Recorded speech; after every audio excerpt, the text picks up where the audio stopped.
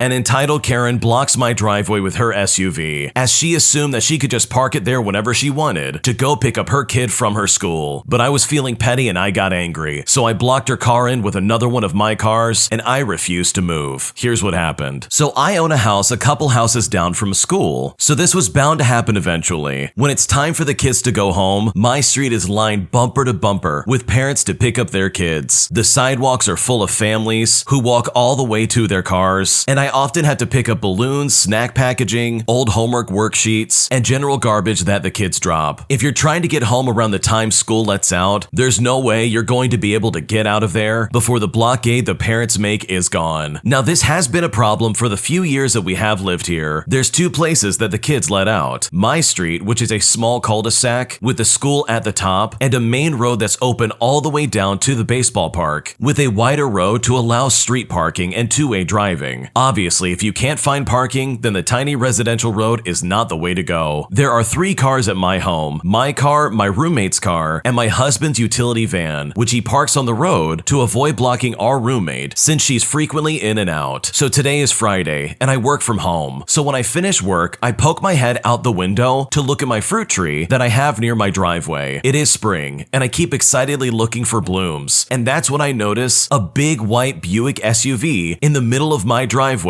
blocking both spots from my car, which my husband was using since I was home, and my roommate's spot. Honestly, why would you park in somebody's driveway? So on top of these entitled parents blocking up our small residential road, this person decided to take up a private residence's driveway. So I got on the phone with a non-emergency police line and took pictures of the vehicle and the plate. Then I got my husband's keys and backed his vehicle up to block the SUV into my driveway, and I just waited. 15 minutes later, an entitled mom with bug-eye sunglasses, big old diamonds on her jewelry, and wearing yoga pants and athletic wear comes around to hop in the driver's seat and smiles and waves at me sitting on my steps. Honestly, she probably thought I was the homeowner's kid or something, all because I'm in my early 20s, but in reality, I'm the homeowner. The entitled Karen looks at me and says, "Hi, hope you don't mind." So I look at her and I say, "Ma'am, you're trespassing. Why would you park in a private driveway?" But the entitled Karen just looks at me and gives a scoff. "Sorry, won't do it again. We were just leaving." She was being really dismissive and avoiding eye contact despite taking the sunglasses off. So I looked at her and I said, "I don't care. You have no right to park on my property, and right now I'm on the phone with the police." The entitled Karen then looks at me and says, "It was just for a second. I was just picking up my daughter." But I look at her and I say, "It doesn't matter. You don't live here, so you don't park here." At this point, I realize the non-emergency police aren't going to pick up, so I hang up and decide to mess with her a bit. She got in her SUV and dismissively waved at me, so I got in my vehicle that was blocking her in and waited, pretending to still be on the phone. She starts trying to back out of my driveway because there was a little bit of a gap between my utility van and my neighbor's car, but it was definitely too small for this Buick. I would like to point out that this vehicle has a scuffed front on the bumper, so I had a feeling she has no spatial awareness outside of her backup camera. Every time she backed up, I honked, still pretending to be on the phone. She tried again and I honked again. She looked at my grass and I was about to start recording her in case she tried to go through my front yard. I honked again after I saw that. If she kept trying to back out and hit my big utility van, she would certainly lose. She gets out of her SUV and comes up to my van, recognizing that she can't do anything without making it far worse for herself. Her face was visibly patchy from the distress, and she asked me again, "Are you really calling the police?" I looked at her and I said, "Yes, you're illegally parked on my private property, and that's illegal. I don't care if it's for 5 seconds, don't ever do it. You don't live here." Her kid got out of the car, and I decided that was enough. So I waited for her to get back in her SUV, and I parked my van back in its rightful spot, and I let her out of my driveway. After that, I called the school, and I gave them the license plate number of this entitled Karen. Nothing will probably come of it, but I don't think she'll ever park in someone's driveway again anytime soon. And sure, I'll take the jerk points, because there was a child involved, but you shouldn't put your child in this kind of situation in the first place. What a weird entitled Karen. Seriously, you don't park in other people's driveways. Like, that is literally a one-stop shop to get your car towed away. It is simply not worth it, and it just shows your entitlement when you do that. I know if I was in the original poster's shoes, I absolutely would have called a tow truck. I mean, this person is parked on your property illegally, and you did not request or allow them to park their car there, so you very easily could have towed it. But good for you for at least putting this entitled Karen in her place, because I can bet after that ordeal, she probably will never park her car in anybody's driveway ever again. If you like Am I the Jerk, you're probably going to love Am I the Genius? Check it out, link down below in the description. My entitled supervisor demands that I only do what's on my job title, and as a result, I'm unable to fix the payroll system, so nobody gets paid for several weeks. Here's what happens. So I work for a construction company as an inventory admin. My job is basically to schedule counts of our warehouse and input the numbers they give me for inventory. I then try to see what the problem is when the numbers on the last count and current count don't add up. There is a little bit more to it, but that's basically what I do. Now, the problem with this job is that when you have been doing it long enough and you are really good at it, there is less work to do all around. In the beginning, when counting one rack out of the 60 racks of material would take a few days, it was fine because I was always busy. But now that everything is in order, the entire warehouse can be counted in like 3 days. And unfortunately, this leaves me bored for most of the time. So to fix this, I studied up on our cloud-based ERP service that we use for all our internal and external transactions and have become sort of an expert at it. Every single aspect of this company uses this ERP service to do their job. From timesheets to HR, payroll, accounting, scheduling, management, manufacturing, ordering from vendors, delivering, inventory, and then some. All of it runs through this service. So it is very important that this service is up and running 24/7. I became so proficient to this service that our vice president decided to cut ties with our consultants of the ERP because I could do what they did, but better, quicker, and much cheaper. For reference, we were paying these consultants $5,000 a month just to be on standby if we needed them for some sort of trouble that could arise just from using the ERP, and we had to dish out even more money to fix those problems, depending on how many hours was spent of their time just trying to fix said problem. I'm not sure on their exact rate, but it was something like $200 an hour, and they took weeks to fix anything, while I could fix the problem in time for my daily afternoon break. I never got an official job title or raise of any kind for being an expert on this service. The company just saw me being able to do it and let me fix things that happened, so they no longer needed the outside help. I wasn't too upset because it gave me something to do, so I was glad to help the company save some money, even if none of that money fell my way. Skip ahead a few months, and we now have a new warehouse manager, and someone in the warehouse messes up something with the inventory by sending a bunch of materials in the wrong job with no records of it ever being shipped. And we're talking like this is a $500,000 mess up here. This is a serious problem. In the same day, our ERP had an update that caused a bunch of bugs with our accounting department. So I decided to work on the ERP problem first because the warehouse mess up is more of a delay mess up and not actually stopping anybody from doing their job at the moment, while this accounting problem means our bills are not going to be able to be paid. I mean, you can only imagine what kind of issues we will run into if the bills are not being paid. The ERP bugs turn out to be quite big, as well as numerous, so it ends up taking me a couple of days to figure it out, but I fix it before any bills are actually due and decided to take lunch a little early to celebrate a victory. There was thankfully a crisis averted. The new warehouse manager storms into my office after I get back from lunch, and he is livid. Apparently, the bosses were pinning the blame on him for the warehouse mess up, and considering he is the one who oversees shipments and the personnel in the warehouse, the blame is rightfully placed. He starts laying into me, asking why I have not fixed the problem yet, yelling and screaming like a child. I tried explaining that I was fixing an ERP issue and have not had time to look at the warehouse problem yet. He gets even more angry and notes that it is funny how I have more time to take early lunches, but not enough time to do my job. That started to really upset me, but I held my tongue and kept calm about the situation. He then ordered me to only do what is in my job title and to leave the ERP garbage to people competent enough to handle it, as he put it. Since this guy was technically my supervisor, I had no choice but to obey. I asked him to send me that in writing, and he snarks and storms back into his office. 5 minutes later, I get an email stating that under no circumstances am I to work on anything related to ERP unless it involves inventory. And so after his attitude and his temper tantrum, I decide I'm going to maliciously comply. So I do nothing but inventory from that point forward, knowing full and well that we would essentially be coasting until we hit a problem that I would then refuse to fix. Sure enough, not even a week later, I get an email from HR that some sort of bug in the ERP system was preventing them from accessing payroll to pay employees this week. I reply an apology that I am no longer able to work on the ERP bugs due to my supervisor. I then refer them to the ERP system help guide for further assistance. Now, I knew the help help guide was not going to help her in the slightest, but it was no longer my problem, so I was not going to deal with it in the slightest. Skip a few days later to Friday, and I check my bank account in the morning before getting up for work, and I laughed because there was no money deposited. The problem in question never got fixed. I hurry up and I get ready for work, excited to see the chaos unfold, and what I was expecting was an understatement. When I show up to work, I see the entire warehouse staff of 50 people completely walking out the front door. I stopped one and I asked why they were leaving, and they replied to me by saying, "I didn't get paid today, so I am not coming back until I do." I go into the office and I see the warehouse manager in a panic. He has jobs that need material and nobody to load into the trucks or deliver them. I ask him if he needs help with anything, and he just screams at me to leave his office because he is getting phone calls from all kinds of superintendents of all these different jobs asking why their material has not arrived yet. I pass by HR on the way to my office, and I see a bunch of bosses huddled up with her over her computer, with her having an angry and confused expression on her face, as well as everybody else. They were clearly trying to figure out the problem. I felt bad for her because it really was something out of her control, but I knew she would ultimately be okay because she had been there for so long that they would never fire her. When I get to my office, I see the vice president waiting for me there. He has a very upset look on his face. When we get inside, he demands to know why I did not fix the problem in HR when she emailed me about it. So I replied the statement I was waiting to say. I said to them, I am no longer allowed to work on ERP problems as it is not in my job title. He then had the most shocked look on his face and asked why all of a sudden I had a change of heart. I then show him the email from my warehouse manager, and I could see the dots connecting in his head. He immediately storms out, and I see him heading straight to the warehouse manager's office. They were in there for a few hours, but eventually he comes back to my office. He seems a lot calmer now and asks me politely if I can fix the problem in HR and if I can resume fixing the ERP if needed. At this point, I liked the relief of responsibility and told him I would only do it if he put it officially in my job title along with a raise. His calmness turned to anger again, and he looks at me and says, "I cannot believe you," as he storms out and returns to his office. A few hours later, he sends out a mass email that he has hired the old ERP consultants to fix the problem, and that next week, everyone would be paid for the money they are owed, along with the money they earned if they return to work. Now, this one surprised me, as he would rather pay over $60,000 a year to consultants than give me a few extra bucks an hour for better work. I think he expected me to change my mind and just do it for my own paycheck, but I decided to wait because I knew how these consultants were, and if they even managed to fix this problem in a week, it would be an absolute miracle. Most of the warehouse staff agreed to return, but were still upset about not getting paid. Sure enough, next Friday comes around and nobody gets paid again. At this point, it is becoming a real problem, and the entire staff is becoming agitated. They have bills to pay. I even heard a bunch of the warehouse talking about some competitors nearby that they could get work for. And at this point, I even considered just fixing the problem because the warehouse didn't deserve to be treated like that due to the poor management of everybody else around them. Maybe I am the jerk here for this, but I am severely underpaid and can barely afford my apartment. There is no reason I should do extra work for free. That same day, the vice president returns to my office and hands me papers. These papers said that I would be promoted to a newly created position that dealt with the inventory as well as ERP upkeep. It would be its own department, and he would be my direct supervisor, and it also came with a hefty raise. And all I had to do was sign the paper and agree. I looked up at him after reading the paper, and he had the saddest look on his face. "Please, just sign it. The consultant said that it would take them weeks to get around to fixing it due to the high volume of clients, and we cannot keep skipping paychecks." So I happily signed it and immediately got to work on the HR issue. And guess what? I managed to fix it in the same day, because at the end of the day, it was just an update issue. And if my original supervisor had just let me help out, then we all could have avoided this mess in the first place. What a crazy story. You literally had them by the throat, and they were not going to be able to get anything done unless you fixed it. Like, you literally almost took down an entire business. That is so awesome in my opinion. And I honestly don't have any sympathy for management, like in the slightest. They would rather bring in these stupid consultants who absolutely would have taken like 2 months just to fix it, rather than pay the guy extra who can do it within a day. I mean, talk about doing things the hard way. And it's really disgusting that they really wanted to try and cut corners this way and have it so this guy would not only do his inventory job, but also fix this system pretty much for free. Like, that is messed up, and that's not fair in the slightest. So hopefully the next time this company tries to cut corners, they don't try to cut around the one one person who could probably save their skin. My entitled boss demands that I work during my planned vacation, so I decide to maliciously comply, and I end up getting him fired as a result. Here's what happened. So I've been working at this company for about 3 years. I had been consistently growing in my role and was eventually given a project to own, with 1 to 2 other team members if needed. But it was a major project with a quick turnaround. I determined I could do it myself, though it would be tight, and since I was hoping for a promotion, I took on the project solo. I was able to deliver the project slightly ahead of schedule and with better quality than expected, which allowed us to make a huge sale. The head of the company gave me an award at an all-hands-on-deck meeting for the work I did, and my boss let me know I was on track for an end-of-the-year promotion with a nice pay raise and more responsibilities. But I was needed in another part of the business, so I was going to have to transfer under a new manager that was notoriously hard to work with. I transferred to this manager, and the first meeting we had to get on the same page, I brought up that I had a 3-week planned vacation in 4 months. I had never taken vacation, so I had 6 weeks saved up and did not want to start losing it. He told me of course that would be fine, and we would be able to make it work. About a week later, we have our first meeting with our product team. They had a new large project idea and wanted it to be released in just 3 months. As my team looked over the details, we knew this was a 6 to 8 month project at best, and it would be better to deliver in small increments so they still had something to show in 3 months, or we would need to push out the schedule. My boss was adamantly against both, so throughout the next week, he made us have last-minute 3 to 4 hour brainstorming sessions every day, but he would not tell us until about 3 o'clock in the evening, forcing us all to work late every day that week. At the end of the week, there was no way we could figure out to deliver everything on the shorter timeline, and so my boss asked me to stay behind after the meeting for another hour. He railed against me, saying I was failing at this project and that he could not see me getting a good annual review in 4 months, and that a promotion wasn't even on the table. This annual review would also include the project I had just received an award for, and is supposed to encompass 12 months of work. But he was basing this off of the first 2 weeks on this new team, which really was not fair. At this point, I knew he was ready to use me as a scapegoat for his bad management, and I started applying elsewhere. We continued working on the project, and sure enough, at the end of 3 months, we were still far from being able to deliver, and my boss was getting heat from above. Right around this time, I received an offer from another company that would be the promotion that I wanted and an even larger pay increase. I accepted the offer and negotiated my start date to be right after my vacation, which is now 3 weeks away. That same day, my boss calls me into his office and tells me that we need to talk about this vacation. I reminded him that we had already talked about it months before and that everything is booked, flights, hotels, everything. But he would not let up and told me there's no way I could take 3 weeks off with how behind schedule we already were. He told me I could go on my trip, but I could not take vacation and would be expected to be online during our business hours throughout the trip, which would be about 4 o'clock in the morning until 1 o'clock in the evening, local time at my vacation spot. So I decided to maliciously comply. Every morning while on vacation, I would log on at 4 o'clock in the morning, check my emails, answer questions on our internet chat, and do the minimum work expected, logging off as soon as it hit 1 o'clock p.m., all without burning any vacation time. With 1 week left in vacation, I requested a conference call with my boss to give him my 2 weeks notice. He was shocked and tried everything to get me to stay and finish out the project, including bringing back up the possibility of a promotion. I told him I had already accepted a job with a start date upcoming, and I worked my last 2 weeks before moving on to my new job. Now this is where it gets fun. Because my boss required me not to take vacation, the company had to pay out all of my accrued vacation once I left, a little less than 7 weeks at this point, including the 3 weeks I had originally planned to take. Now short-staffed, I heard from other coworkers that the project missed 2 more adjusted deadlines, and eventually the manager was demoted before being let go from the company. About 6 months later, the head of the first company asked me to lunch to offer me a role of taking over my former boss's old position. I negotiated an even higher pay increase as well as company equity and ended up going back there for 3 more years. So at the end of the day, I couldn't be happier that I came out on top. That manager that you had to deal with was absolutely obnoxious and in my opinion completely out of line. Like, what a betrayal of trust. They say to you when you first come in, oh, that's okay, you can have your vacation in a few months, that's no big deal, only to then, right when the vacation's coming back up, to basically stab you in the back. Like, that is literally what happened. They decided at the last second that no, you can't go on your vacation. And if you do, you gotta work and get stuff done. And at 4 in the morning at that. I don't know if anyone's tried to work at 4 in the morning, especially if you don't do any kind of night shift stuff, but let me tell you, it is miserable. Like if I was in your shoes, that would be the last time I would want to do any work. That boss is so disrespectful to do that, and it's so good to see that they got let go, because they were not a good manager in the slightest. They were trying to use you as a scapegoat and basically have you as a cop-out for when things go south, and you literally just won an award in the company. I mean, it's so unfair to go from such a high point of your career to then basically being on the chopping block of almost getting fired. That's not fair in the slightest, and honestly, you did not deserve that treatment. But as karma would have it, it's so cool that you came back, not only with a higher pay, but also with company equity. And I'm honestly happy to see that things worked out for you in the end, while also delivering karma to your awful boss who treated you so poorly. Thanks for watching. When you subscribe, make sure to hit the bell to turn on notifications so you never miss a video. To finish listening to all the stories, use the playlist at the top of the description. And if you like Am I the Jerk, you're probably going to love Am I the Genius. Check it out in the description below and subscribe.